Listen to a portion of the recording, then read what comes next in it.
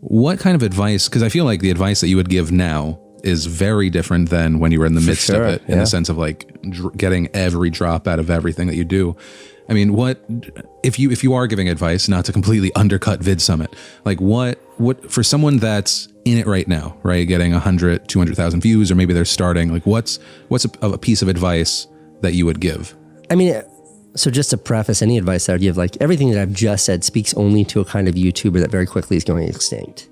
The daily vlogger, the lifestyle vlogger is a genre that I don't think will ever go away. But when I was a part of that, doing it every single day, it dominated so much of the ethos of the platform.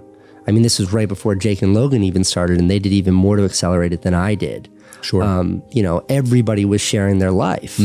And that has kind of gone away. So that's the only thing that I can really speak to about that. So when I give advice, it's often rooted in a genre that is long since faded away. It'll be interesting to see. The only thing that I think of, if it happens or not, is based off of like the next 4 months, how many of the family channels end up getting swept away in this kid-focused crackdown as far as ads.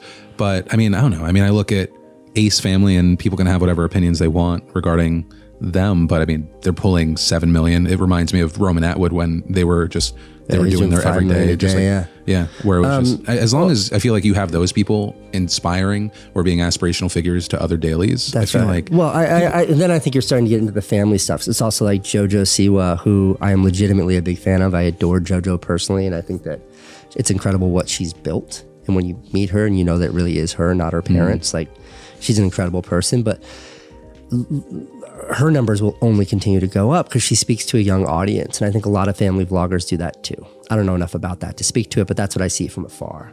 But I think the kind of daily vlogging that I was a part of, that has since really started to recede. So again, a lot of my cautions, a lot of the advice that I have is about that, sharing yourself personally. I think YouTube's gone to a slightly different place now. But you know, the advice I give generically always is like, if the content you're sharing isn't about you and your unique voice, you're going to really struggle. And I think still, and I think this will probably always be the case, one of the biggest hurdles, one of the biggest hardships of YouTube is that it's dominated by novices. Everyone on that platform, for the most part, that's found success, including you and me to some degree, is that like, we didn't have a background in filmmaking. Most people don't have a background in filmmaking. Most people don't have a background in storytelting.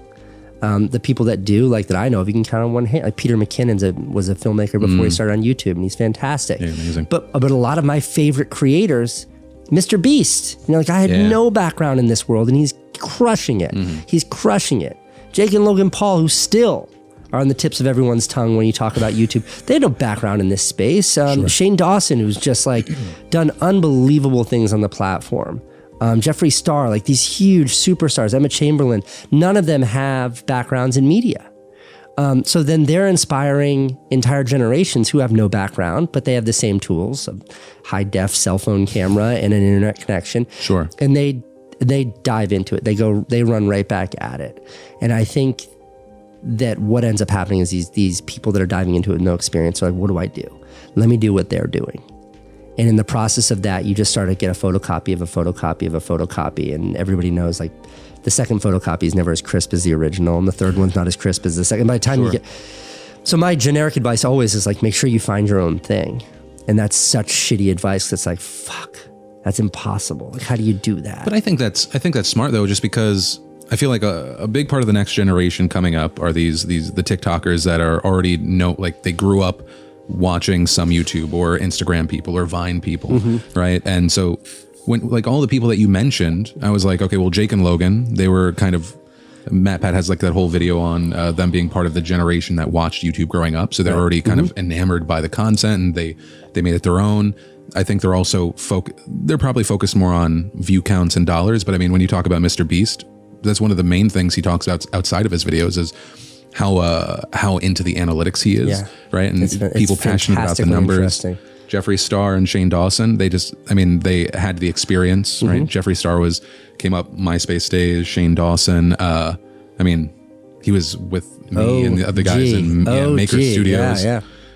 Different kind of content back then. He's like, I feel like it's been amazing to watch him evolve, but it's all people that have either been a part of the rise or like heavily watched the rise. And I feel like that's why You can talk about kind of the photocopy. I feel like novice, the skill level is so much higher now. Like these guys that are coming in where the people on TikTok that I think are going to thrive are the people making original content, and they're not just jumping onto the trends. Those people will have a career, but they're going to have a career closer to the Vine people that mainly only popped on Instagram. Got it. But the people that are making like interesting, funny review content, the daughter from the EB family is she's brilliant. Yeah, she's amazing. She's brilliant. Right? Well, she's extremely talented as Yeah. well, And she's good at leveraging those talents to make interesting content. But it's like especially when I watch her stuff, because we have a buddy that works with the family, like musically talented, so original content, making fun of the trends. So it's like outsider but new insider. Right, there's a self-awareness with that. Yeah, and she's her own person, because it's not just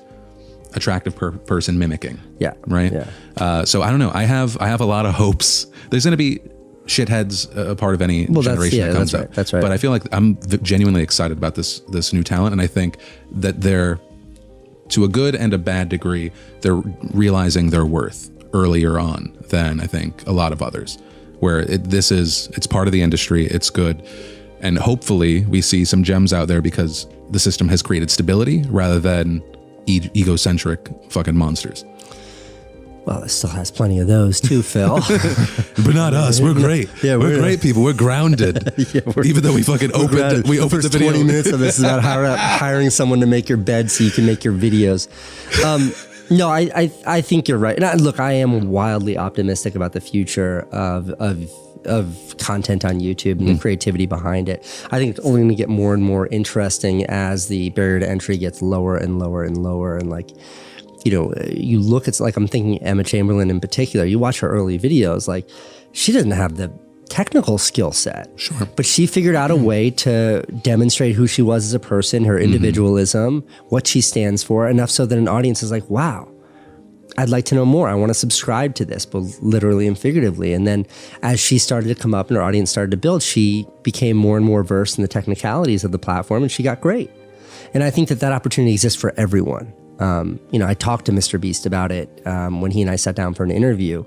And his first videos, he had like a Windows phone that was at 480 lines of resolution. He remembers and talks about it openly when he first got an iPhone, what a huge impact that had on his content. And when he first got a microphone, how that changed everything he did. Yeah. And now he's doing productions that cost, not including